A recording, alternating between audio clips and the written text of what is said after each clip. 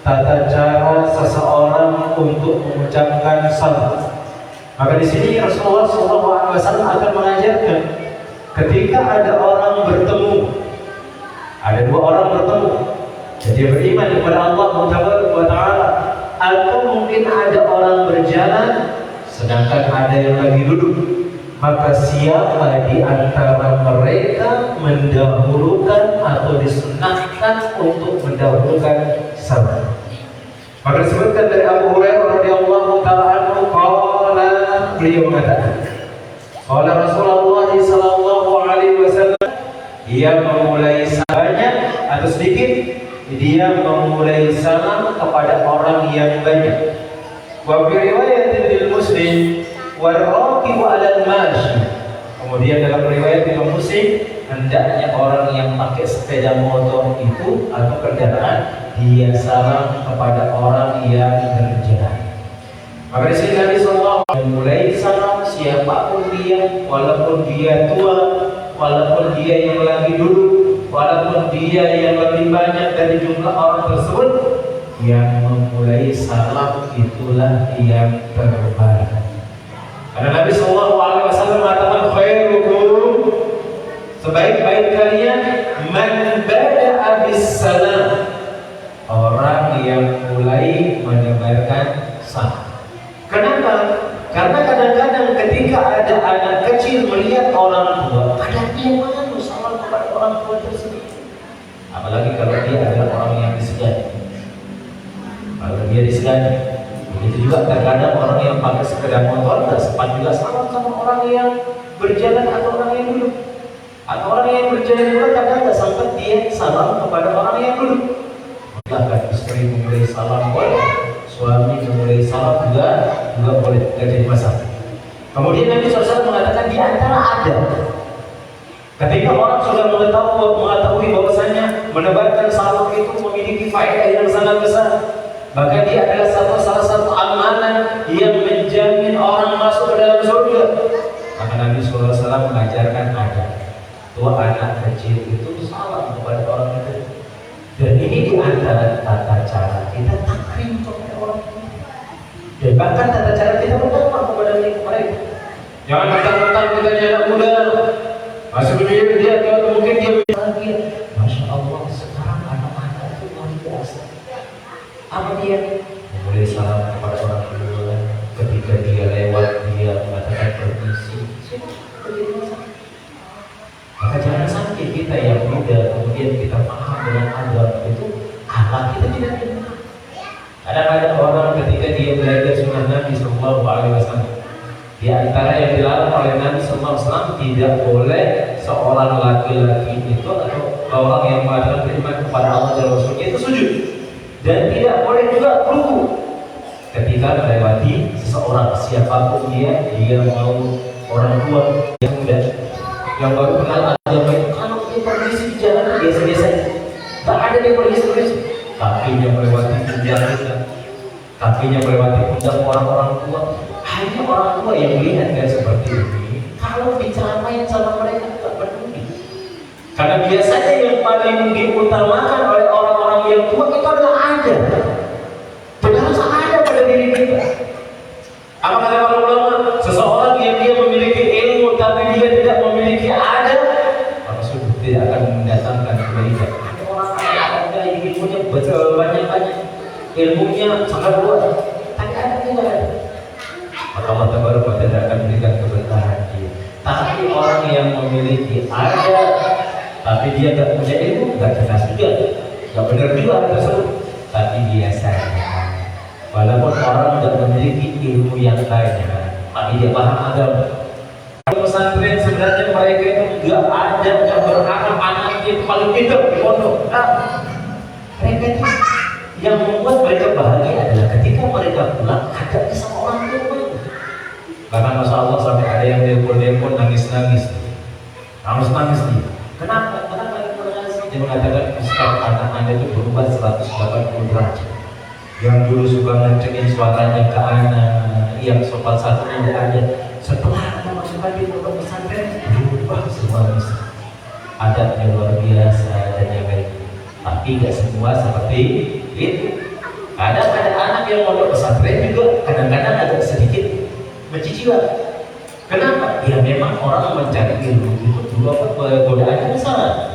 Semakin dia mendalami agama, setan itu akan senantiasa berusaha untuk menjerumuskan dia dalam agama. Maka jangan sampai kita menyalahkan ketika ada orang yang mondok pesantren tiba-tiba di rumah dia mabuk-mabukan misalnya. Bukan pondok pesantrennya yang salah. Yang membuat dia salah terkadang karena pergaulannya.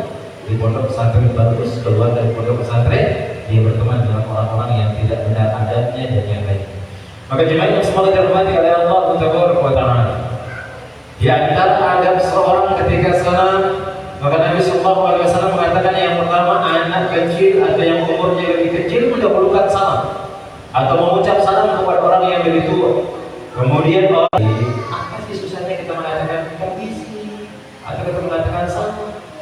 Karena kadang-kadang dengan hal tersebut akan menunjukkan kecintaan seorang itu kepada kita. Dan ini kita praktikkan juga. Sebagaimana yang pernah kita sebutkan, ada orang yang tidak senang dengan dakwah kita itu. Dia mencari kesalahan.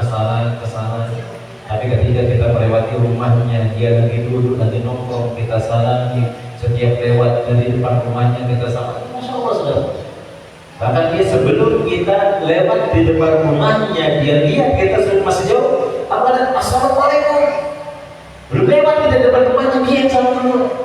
Kemudian mulai hubungan ukhuwah kita sesama orang muslim menjadi baik. Anaknya mulai disekolahkan di tempat kita. Dia percaya kita yang mengajar anaknya ngaji. Padahal awalnya kita tidak ada kesamaan. Kita beda pemahamannya dengan dia. Tapi dengan adab seperti itu hanya sekedar salam. Ketika kita lewat dia lebih dulu, maka akan memberikan kesan bahwasanya oh, adab seperti ini memang yang diajarkan oleh Nabi Sallallahu Alaihi Wasallam. Kemudian orang yang sedikit ke orang yang besar, ke orang yang banyak. Kemudian orang yang mengendarai kendaraan kepada orang-orang yang lagi berjalan. Kemudian disebutkan oleh Nabi Sallallahu Alaihi Wasallam dari Ali radhiyallahu taala anhu, qala Rasulullah Sallallahu Alaihi Wasallam, dari Ali radhiyallahu taala anhu Rasulullah Sallallahu Alaihi Wasallam bersabda, yujzi'u 'anil jamaah idza marru an yusallima ahluhum wa yujzi'u 'anil jamaah ay yurda ahluhum wa Muhammad wa baihaqi. Maka Nabi Sallallahu Alaihi Wasallam mengatakan, cukup bagi orang yang ketika dia salam, dia ramai, kemudian dia salam ke sekelompok yang lainnya, satu saja boleh. Kita lagi duduk-duduk ramai, atau kita lagi berjalan ramai, rombongan, kemudian ada orang yang duduk, maka boleh salah satu di antara kita yang ramai itu salam boleh. Tapi semuanya juga boleh salam. Ketika ketemu assalamualaikum, lagi ramai kita mengatakan salam kepada orang tersebut. Tapi satu orang saja sudah cukup. Begitu juga kalau ada orang yang lewat kita lagi bermajlis, kemudian dia datang kemudian mengatakan assalamualaikum, maka boleh satu orang saja yang jawab. Ini dalam adab atau kaidah dibolehkan seseorang itu untuk salam. Kemudian yang berikutnya jemaah yang semoga dirahmati oleh Allah Jalla Jalaluhu, di antara adab yang diajarkan oleh Nabi Sallallahu Alaihi Wasallam masih berkaitan tentang masalah salam. Sebuah hadis yang berasal dari Ali radhiyallahu taala anhu, qala Rasulullah sallallahu alaihi wasallam, Rasulullah sallallahu alaihi wasallam bersabda, la tabda'u al-yahuda wan nasara bisalam. Adabnya itu enggak boleh kita yang muslim mendahulukan salam kepada orang-orang Yahudi dan orang-orang Nasrani. Kenapa? Salam itu adalah doa selamat. Sedangkan yang kita pahami, ghairil maghdubi alaihim waladdallin, yang dimurkai oleh Allah dan yang tersesat adalah orang-orang Yahudi dan orang-orang Nasrani. Itu keyakinan seorang muslim. Dan semua kita meyakini hal tersebut. Dan kita tahu bahwasanya agama yang diterima di sisi Allah, agama yang diridhai oleh Allah Jalla Jalaluhu adalah agama Islam. Selain dari agama Islam tidak boleh. Dan itu keyakinan kita. Dan itu yang ditanamkan oleh Nabi Sallallahu Alaihi Wasallam. Tidak boleh kita mengatakan orang kafir itu bukan kafir. Kalau memang mereka jauh, mereka juga mengatakan kita kafir. Maka jangan takut mengatakan orang Yahudi kafir, orang Nasrani kafir, itu tidak ada masalah. Karena mereka juga melihat kita kafir juga. Maka ucapan seperti itu sudah biasa di zaman Nabi Sallallahu Alaihi Wasallam. Saya sih masa, gak usah kita ribut-ributkan. Ada orang mengatakan nggak boleh mengatakan orang Yahudi kafir, orang Nasrani kafir. Tapi memang itu adalah diajarkan oleh Nabi. Kemudian Nabi melarang kita jangan mulai salam kepada mereka. Kenapa? Salam itu adalah doa keselamatan, sedangkan dia tidak beriman kepada Allah Subhanahu. Dia tidak mengesahkan Allah Rabbul Alamin. Dia menganggap bahwa ada nabi yang diutus oleh Allah Subhanahu. Dia tidak Allah. Dia katakan tidak boleh. Kita tidak boleh memulai. Itu kalau kita mengetahui orang itu Yahudi atau Nasrani. Kadang-kadang kan sering kita datang ke pengajian, ternyata yang ikut kajian juga orang-orang Nasrani. Ada lihat di sebuah perusahaan, kalau ada orang lagi mengadakan taklim, dia hadir di sana. Lagi bagaimana hadir? Apa katanya? Ya senang aja dengar Ustaz. Senang aja dengar. Maka bagaimana? Ketika antum masuk ke sana, salam tapi jangan niatkan mereka. Antum mengucapkan salam itu bagi orang-orang muslim. Kemudian kalau kita tahu dia Yahudi, tidak salah, tidak boleh, kita boleh salah. Terus apa yang kita lakukan Ustaz ketika bertemu dengan mereka? Doakan dia supaya dapat hidayah. Mana doanya? Hadahumullah. Semoga Allah memberikan engkau hidayah. Semoga Allah memberikan engkau jalan yang benar. Silakan didoakan ke seperti itu. Kita dianjurkan. Kita dianjurkan untuk saling mendoakan supaya saudara kita ini datang dan dia memeluk agama Islam. Ini dia di antara adab belajar agama. Kemudian juga yang semoga terhormati oleh Allah Taala yang berikutnya, sebuah hadis yang berasal dari Ali radhiyallahu taala anhu, dari Nabi sallallahu alaihi wasallam qol, dari Nabi sallallahu alaihi wasallam beliau bersabda, "Idza 'atasa ahadukum falyaqul alhamdulillah wa idza yaqul lahu akhahu yarhamukallah wa idza qala yarhamukallah falyaqul lahu yahdikumullah wa yuslih balakum." Ini ada orang bersih. Kalau ada orang bersih kata Nabi SAW, kemudian dia mengatakan alhamdulillah, doakan dia. Apa doanya? Yarhamukallah, semoga Allah merahmati. Kemudian orang yang bersih ini ketika mendengar saudaranya mendoakan dia kebaikan, balas lagi kebaikan. Yahdikumullah, semoga Allah memberikan engkau hidayah, memberikan engkau petunjuk, wa yuslih balakum, dan memperbaiki amalan-amalan kalian. Dan agama Islam itu indah. Setiap ucapan seorang muslim ke muslim yang lainnya itu penuh dengan doa. Dan memang kita harus seperti itu. Tapi sekarang Masya Allah ucapan seorang muslim dengan muslim yang lainnya berubah. Karena memang orang-orang juga agama Islam itu menginginkan hal tersebut.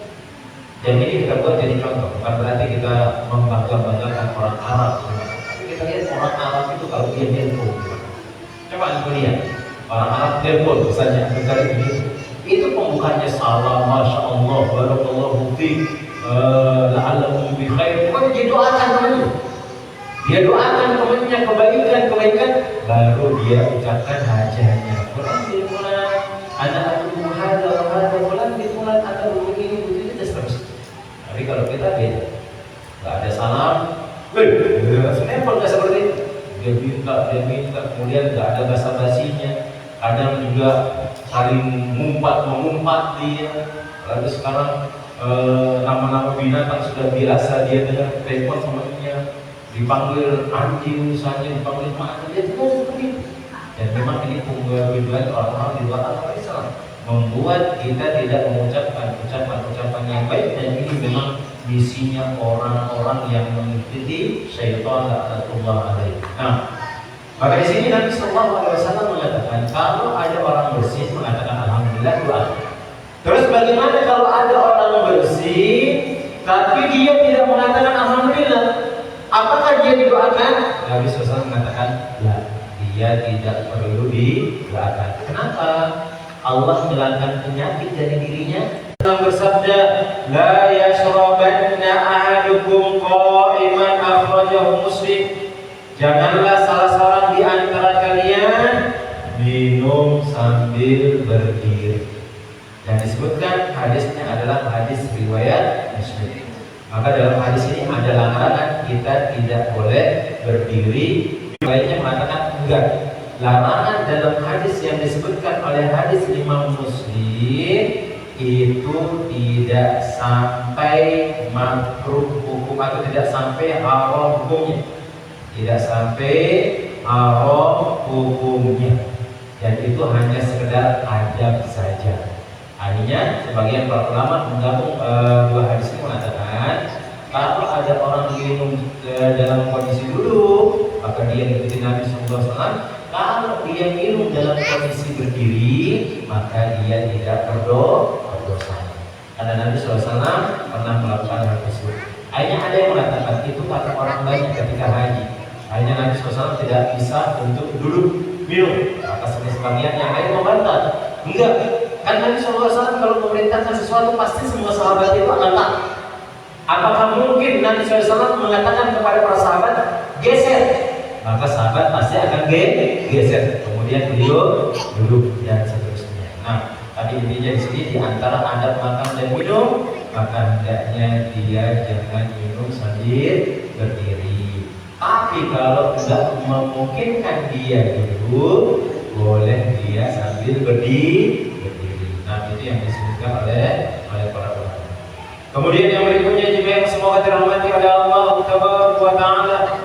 Dari Ali radhiyallahu taala anhu qala Rasulullah sallallahu alaihi wasallam, "Idza ta'ala ahadukum falyabda bil yamin wa idza nazala falyabda bis shimal wal taqul yumna aw lahuma tun'alu wa akhiruhuma tunzamu." Maka di sini Nabi SAW mengajarkan tata cara kita memakai pakaian, memakai sandal dan yang lainnya. Apa itu? Dahulukan kaki kanan, baru kaki kiri. Kalau apa remeh? Tapi terkadang sesuatu yang remeh itu yang akan membawa kebahagiaan. Terkadang sesuatu yang remeh itu yang akan ditulis kebaikannya oleh Allah melebihi yang lain-lain. Karena bisa jadi dengan sesuatu yang remeh yang orang akan menganggap itu adalah sepele, tapi di sisi Allah Allah sangat mencintai hal tersebut. Bukankah amalan yang paling dicintai oleh Nabi SAW adwa muhawaid wallah, amalan yang terus menerus walaupun kecil. Kita pakai sandal, tidak ada orang tahu amalan tersebut. Orang-orang tahu mungkin pakai sandal pakai kaki kanan, tapi kita niatkan karena Allah, pakai sandal pakai kanan, kemudian dibuka pakai kiri, terus kita amalkan hal tersebut. Itu bisa jadi akan membuat kita menjadi orang-orang yang berbahagia. Bahkan Nabi SAW mengajarkan kepada kita dan para ulama mengajarkan kepada kita, hendaknya ada pada diri seseorang itu suatu amalan. Ya tidak ada orang tahu amalan tersebut kecuali dengan dia, dengan Allah Rabbul Alamin. Sebagaimana yang dilakukan oleh Bilal. Tidak ada orang tahu dia mengamalkan setiap dia selesai dari hadas, dia berwudu, selesai dia wudu, dia sholat. Dan itu yang dilakukan, dan Nabi SAW mendengar suara terompanya masuk ke dalam surga, sedangkan dia masih hidup. Kemudian ada seorang laki-laki yang dikabarkan oleh Nabi SAW dari penduduk surga, yang Nabi SAW mengatakan akan keluar dari lorong ini seorang laki-laki penghuni surga dia. Ternyata yang datang adalah seorang sahabat yang tidak dikenal. Dia bukan Ibnu Umar, dia bukan Umar, dia bukan Ibnu Abbas, dia bukan Ali, dia bukan Utsman, dan yang lainnya sahabat yang terkenal. Dia keluar, baru selesai dulu, bawa sandalnya, ditenteng. Dan Nabi SAW mengatakan ke hari yang kedua akan keluar dari lorong ini penghuni surga. Dia lagi yang keluar. Ketika tadinya Nabi SAW mengatakan akan keluar dari lorong ini penghuni surga, dia lagi yang keluar. Akhirnya Ibnu Umar itu penasaran, apa sih yang dia kerjakan? Kalau dia masih hidup di dunia, dia masih bernapas di dunia, sudah dijamin dia masuk surga. Akhirnya Ibnu Umar cari cara supaya bisa nginep di rumahnya.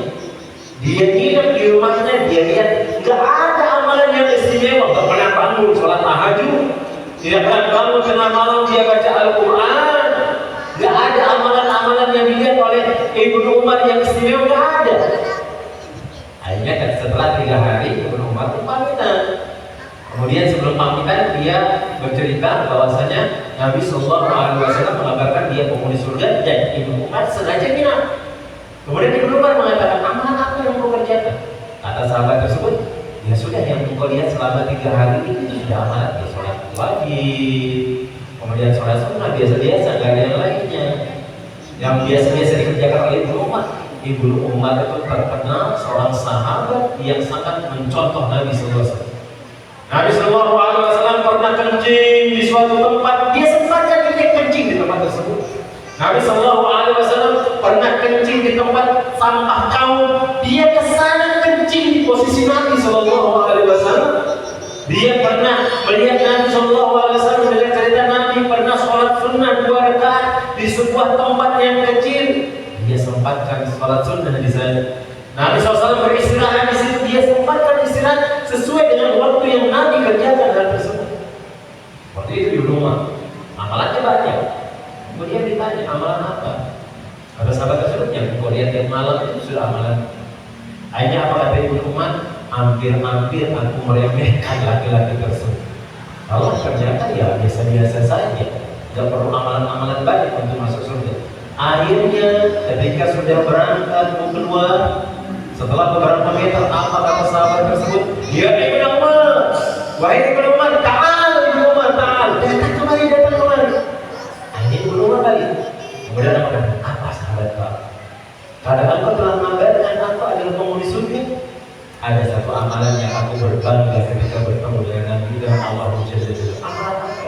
Tidak akan aku berada di atas kasurku, kata sahabat tersebut, kecuali aku melihat pada diriku tidak ada rasa iri sama orang lain. Dia tidak iri sama tetangganya. Dia tidak iri kepada orang-orang kaya yang diberikan kekayaan. Dia adalah laki-laki miskin. Dia terima apa yang diberikan oleh Allah Jalla Jalla. Dia terima apa yang diberikan dari nikmat Allah Rabbul Alamin. Dia tidak iri sama orang lain. Tetangga dia sudah nikah 2 kali, dia sekali. Tetangga sudah nikah 3 kali, 4 kali, dia sekali. Dia sabar dengan hal tersebut. Tak iri dengan orang lain. Memang ketakwaan itu butuh usaha dan dia tidak bisa dengan hal tersebut. Sudah semampuannya itu saja. Akhirnya apa kata Ibnu Umar? Itu dia yang membuat engkau masuk ke dalam surga. Hanya sekedar lihat dirinya apakah ada rasa iri sama orang lain. Ringan. Kita anggap ringan hal tersebut. Kita anggap remeh hal tersebut. Bisa jadi kita hanya dengan mengamalkan pakai saja, mengutamakan. Kemudian yang berikutnya jemaah yang semoga dirahmati oleh Allah Subhanahu wa taala, dari Ali radhiyallahu taala anhu, qala Rasulullah sallallahu alaihi wasallam, Rasulullah sallallahu alaihi wasallam bersabda, la tamshi ahadukum fi na'lin wahid. Jadi di antara adab orang memakai sandal, tidak boleh salah seorang di antara kalian menggunakan sandal berat. Bahkan itu juga adil kepada tubuh kita. Sekedar hal tersebut ternyata dalam agama Islam itu diperhatikan. Engkau kalau pakai sandal satu, maka buang lepas satu, biar dua-duanya nggak pakai sandal, biar adil sama yang sebelah, biar adil yang pada sebelah. Maka silakan engkau pakai dua-duanya, atau engkau lepas dua-duanya. Dan itu juga ada berkaitan tentang kesehatan.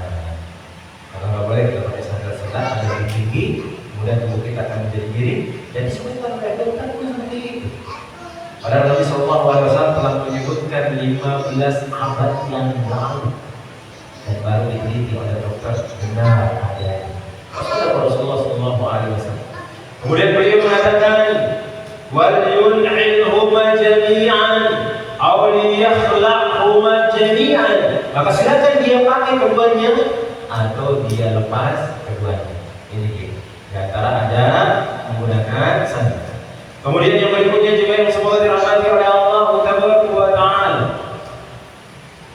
dari Ibnu Umar radhiyallahu taala anhu, qala Rasulullah sallallahu alaihi wasallam, la yanzuru Allahu ila man jarra thawbahu khuyala. Maka sungguhnya Allah Taala tidak akan melihat orang yang menguraikan bajunya karena dia sombong. Dan ini sebagian di antara dalil yang disebutkan oleh saudara-saudara kita membolehkan pakaian itu melewati mata kaki.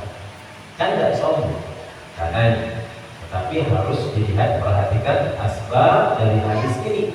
Ini asbab dari hadis ini ketika Abu Bakar datang kepada Nabi Shallallahu Alaihi Wasallam, kemudian tubuhnya ramping, kemudian dia pakai baju, kemudian ke bawah, dan Nabi SAW menyebutkan man asfala minal ka'baini minal izari fa finnar.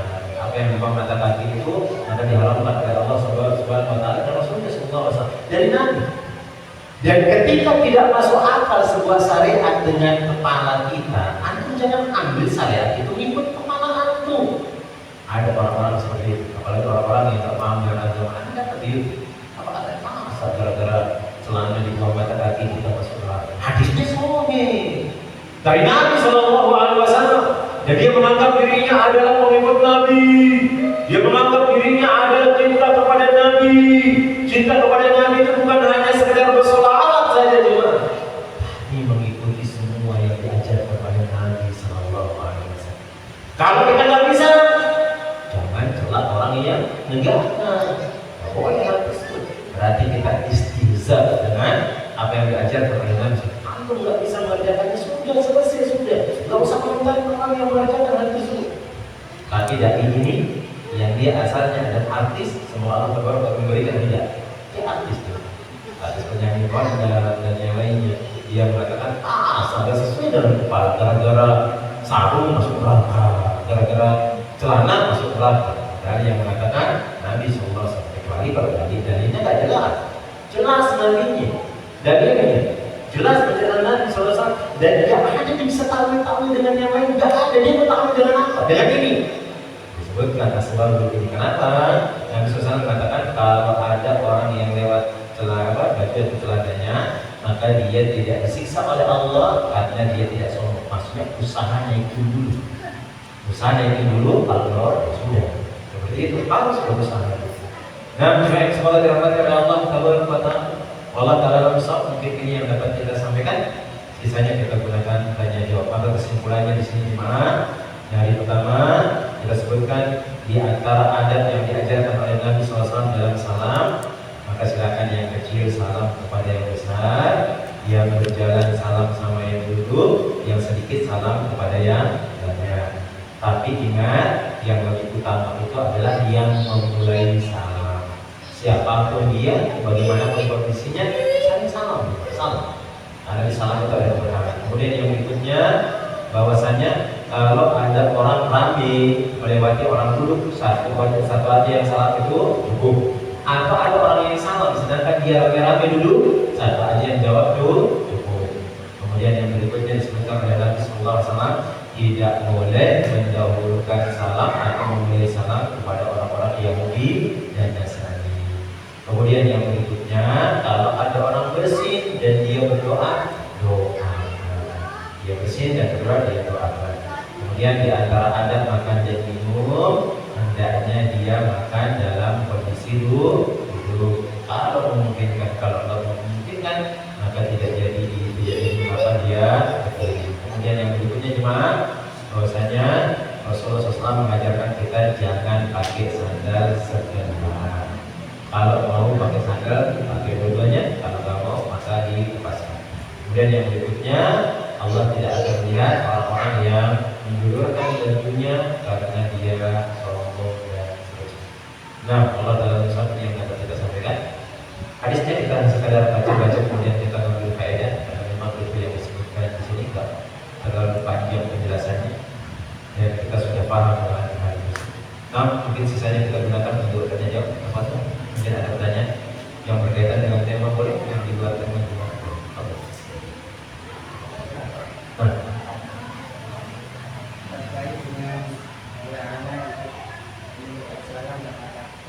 Orang yang sikap kita ketika orang Nasrani atau yang dia biasa. Itu yang pertama. Yang kedua terkait dengan larangan bahkan dengan berdiri walaupun tidak sampai kepada dosa. Pertanyaannya, adakah larangan ketika kita makan ini tidak? Contohnya kan begini, bicara sampai berjalan. Nah cuma yang pertama tentang masalah bagaimana kalau ada orang-orang Yahudi Nasrani salam kepada kita, apa yang kita jawab? Dan ini diajarkan oleh Nabi Sallallahu Alaihi Wasallam. Suatu ketika Nabi SAW pernah lewat bersama Aisyah. Tiba-tiba ada orang Yahudi mengatakan Assalamualaikum ya Rasulullah. Assalam, bukan assalam. Kalau salam itu kan keselamatan. Dia mengatakan assalam. Mudah-mudahan engkau cepat mati pada Rasulullah. Assalam itu cepat mati. Dan mereka orang-orang Yahudi itu paham dengan bahasa Arab. Kalau Yahudi sekarang dia nggak ada yang paham bahasa Arab. Kalau Yahudi Indonesia, Assalamualaikum ya Rasulullah. Akhirnya dia kepada Aisyah. Kemudian oleh Aisyah. Wa alaika wa rahmatullah wa qadar. Dicaci maki. Karena ya memang gak senang dia kekasihnya dihina oleh orang lain. Dan memang itu jaga perjuangan pasangan itu memang kalau ada yang mengganggu suami maka istri akan bertindak. Ketika istri diganggu suami akan bertindak. Memang begitu. Akhirnya Nabi SAW mengatakan mahlan ya Aisyah, mahlan ya Aisyah, pelan-pelan ya Aisyah. Apa? Kemudian Nabi mengatakan qad ajib. Aku sudah jawab. Apa kata Nabi SAW? Menjawab hal tersebut wa alaika. Dan kamu juga cukup seperti itu. Dan kamu juga. Kalau dia mendoakan keburukan, mudah-mudahan dia juga dalam keburukan. Kalau kebaikan, mudah-mudahan dia dapat hidayah dengan apa yang dia lakukan. Dan masya Allah kita lihat sekarang. Dan ini yang membuat kita takut. Masya Allah. Memang pergaulan itu kadang-kadang menarik aswahil sahih. Seseorang teman itu bisa menarik temannya yang lain. Banyak anda lihat orang-orang Nasrani, orang-orang di luar agama Islam itu, kalau dia ngomong itu, masya Allah, astagfirullah, ngomongnya kayak seperti itu. Karena dia bergaul dengan sohib-sohib yang bagus-bagus orang Islam. Ya mudah-mudahan dengan orang tersebut dia masuk ke dalam agama Islam. Ya itu di antara adat kita juga ketika dia salam kepada ketua alaikum. Tapi cukup dijawab waalaikum, tidak perlu waalaikumsalam warahmatullahi wabarakatuh. Cuma waalaikum saja, dan itu yang diajarkan oleh Nabi Sallallahu Alaihi Wasallam. Itu saja. Kemudian yang berikutnya makan sambil berlari. Ketika kita diperintahkan untuk makan sambil berduduk, walaupun itu tidak halal. Nanti pada sambil berdiri itu juga itu juga tidak mengapa. Apakah sambil berlari ini ada larangan? Kita katakan tidak ada. Tidak ada larangan hal tersebut. Berarti boleh untuk makan sambil berlari. Boleh kalau memang tidak memungkinkan untuk duduk. Lagi makan nanti. Datang terdolepak lepas. Mau disembelih berada. Kalau antum dulu aja gini. Tabrakan tuh disuruh pakai ini tanduk ini. Makannya masih di mulut. Baru dilakukan, dikejar, dia sudah satu lari, jangan dimutahin. Makan adalah sembunyi di mana? Jadi masalah. Silakan. Kalau memang jelas utamanya itu makan sambil duduk. Karena lebih tenang dan lebih disyukuri nikmat. Orang kalau makan sambil berdiri itu kadang ya sekedar makan aja, tapi kalau duduk, masya Allah, dia sapi nikmat dari Allah, dia menikmati rasanya, masya Allah. Seperti itu. Dikatakan tidak ada dalil tentang larangan hal tersebut. Allah Taala. Maka disebutkan dalam sebuah kaidah, kalau memang dalam adat itu enggak benar, maka itu dilarang. Tapi dia tidak sampai dosa, karena tidak ada penjelasan dia dengan dosa. Maka disebutkan oleh Syekh Abdul Rahman bin Nasir As-Sa'di dalam kaidah fikih, al-aslu fi adatina al-ibahah hatta yajibu shadiqul bah. Hukum asal adat kita ini adalah boleh. Adat-adat kita semua ada. Walaupun ada orang adat yang makan berdiri boleh. Hukum asal sampai ada dalil yang tidak membolehkan. Kalau nggak ada dalil yang membolehkan, hukumnya adalah halal selama tidak bertentangan dengan hadis Nabi Sallallahu Alaihi Wasallam. Allah Taala. Nah, misal saya salam, misal di depan saya ada dua kelompok nih Ustaz, tapi dia agak berjauhan. Saya salamnya ke sini, tapi terdengar di kelompok lain. Padahal saya niatnya salamnya ke sini. Seperti di rumah, tetangga saya ada tamu, saya di kamar, tapi suara salamnya terdengar sampai kamar saya. Maka saya. Padahal mungkin salamnya sama bapak di luar, di dalamnya boleh. Mungkin sama tetangga saya, niatnya sama tetangga saya. Tetangga, tapi kita dengar. Dengar di kamar saya. Apakah saya menjawab sama? Apakah wajib menjawab? Ya. Karena yang dia itu beda. yang wajib menjawab adalah yang dituju. Adapun kalau antum yang jawab, antum dapat pahala karena saling mendoakan. Adapun kewajiban tidak ada, karena sesuai dengan yang diarahkan. Siapa yang diarahkan salam, dia yang harus menjawab. Dan menjawab salam itu umumnya adalah wajib. Tapi bagi orang yang dituju, seperti itu. Kalau orang dituju, maka bagaimana kalau ada orang yang salam misalnya lewat masjid, assalamualaikum warahmatullahi wabarakatuh. Jadi semua orang yang jalan wajib salam. Satu aja. Nah, satu aja. Itu kalau secara umum. Sama seperti dia lewat di jemaah kita mengenai salam, silakan. Adapun kalau yang khusus, misalnya dia ketemu dengan kita kemudian salam kita yang wajib jawab. Namun orang yang dengar yang jauh, maka silakan dia menjawab. Itu bagus karena saling mendoakan kebaikan kepada orang lain, walaupun bukan antum yang didoakan. Kan bukan kita yang doakan kan? Bukan kita assalamualaikum semoga keselamatan dan kesejahteraan bagi engkau. Yang didoakan orang lain. Tapi kita dengar waalaikumsalam semoga engkau diberikan keselamatan dan kesejahteraan. Dia tidak tahu, tapi malaikat tahu dan antum mendoakan kebaikan. Malaikat yang mengaminkan walaupun misli engkau dapat yang serupa. Kita juga dapat pahala. Jadi keutamaan salam Masya Allah luar biasa. Dan memang salam itu mendatangkan kecintaan. Anda rasakan harus. Bahkan kalau Anda tiap kali pulang salam sama istri itu beda rasanya daripada yang dia pulang menolong tidak salam. Beda. Akan berbekas kepada istri dan berbekas kepada kita. Karena akan berentet ya. Salam pulang, istri datang, pegang tangan antum, cium.